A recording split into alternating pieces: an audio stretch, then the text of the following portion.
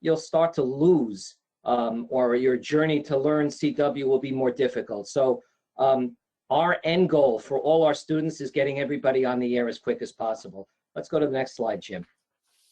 Okay, this is a common question that everybody asked. What do you use, a straight key or a keyer? If you made this question on qrz.com or eham.com, you'd get 2,000 answers, but here is our take on it. We recommend that you stay with a straight key up to about 18 words a minute, which is about the speed that becomes cumbersome to write by hand, and about the speed that you have to start head copying so that you can advance. We believe that formulating the letters with your hand connects your hand to your brain, and it's not being done by a machine. Of course, when you want to get above 20 words a minute, you're going to have to jump into a keyer. So we always say use the straight key first, progress to the keyer and the bugs later on. We're not committed to this 100%. If you feel like doing it the other way, we're totally flexible. We don't push people to do what they might not want to do. And if you have some sort of arthritic condition that would be beneficial to use a keyer, then by all means. Okay, Jim.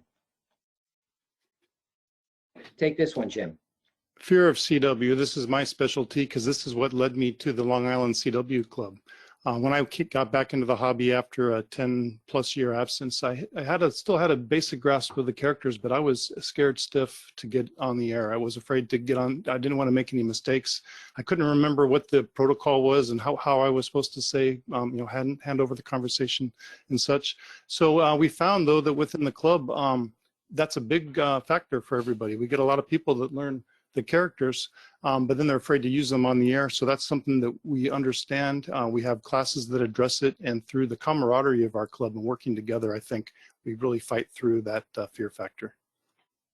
You know, that's so true, Jim. And I was very surprised. I got my license in 1965. As young kids, we never had any fear of getting on the air. And we had to get on the air to get our general, because we had to get to 13 words a minute or we'd lose our novice. So there was no waiting time to be fearful of anything. You just jumped in. But today, people are very worried about making a mistake, being an embarrassment, somebody criticizing them. We deal with this. Our club is structured to get people over the fear. We have many different stages and classes to deal with this. We also have our own internet CW channel where people can practice as a intermediate stage for getting on the air. Okay, Jim. All right. So as I was speaking before about how I was afraid to get on the air, and this is the main reason I was afraid. I didn't know the CW protocol. So believe it or not, now I'm teaching a class on CW protocol a couple times a week, and nothing better than to combat your fear than to learn everything there is to know about it, and then now nothing to be afraid of anymore. So we do that, and we teach students the right way to go back and forth, what information is exchanged on the first go around, what information is exchanged on the second. We build in our students the knowledge of what's supposed to be sent and when. So now there's no more fear, there's no more unknown, and they can move forward confidently. And I have this slide up here, or this picture of the back and forth with a little musical note, because a good CW conver QSO, it sounds like music. It's like you have that back and forth. It's almost, I like to think of it as a dance of a waltz or something, where each person needs to know what they need to do, and when it's done right, it's a beautiful thing. Howard? It certainly is. I agree. Okay, Jim, next slide.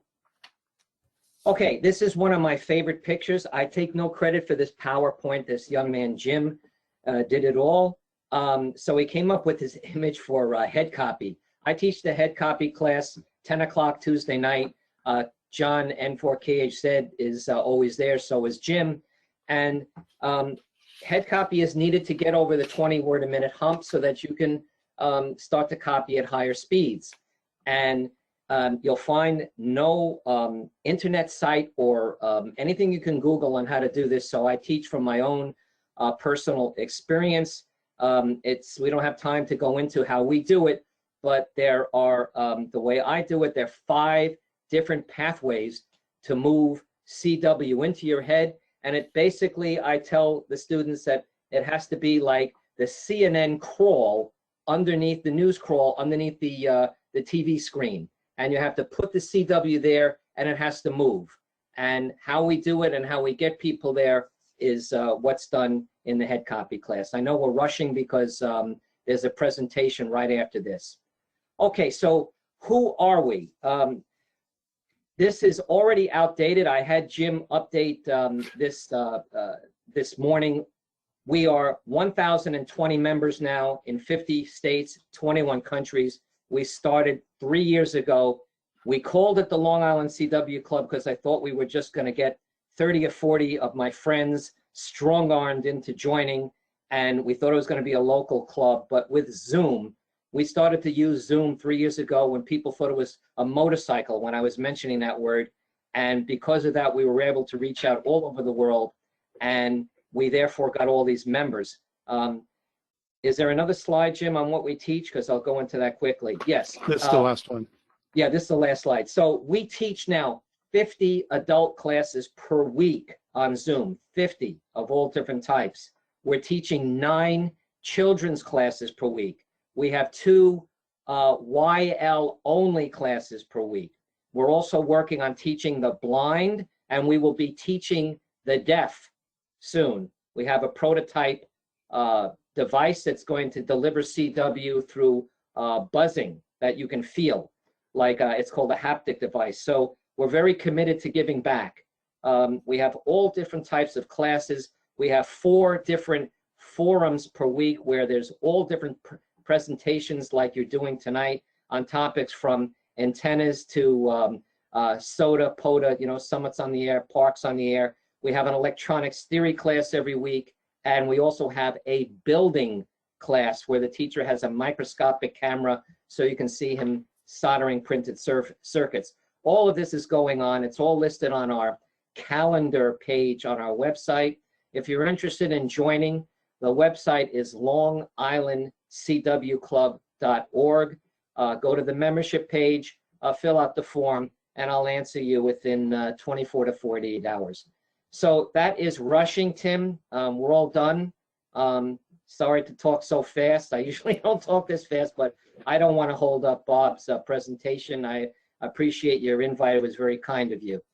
Well, Howard and Jim, thank you very much. That's a great presentation.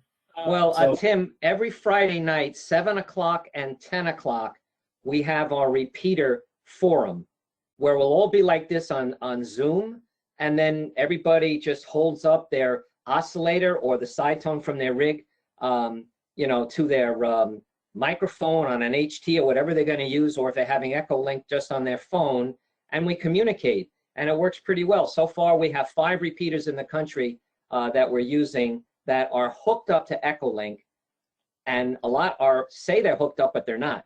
So there's been a lot of fits and starts to just, see what we can do. But so far, we find 5 pathways to do this on. Excellent. And Rochester is one of them. Well, yeah, the 147.003, I believe, is the repeater you were using.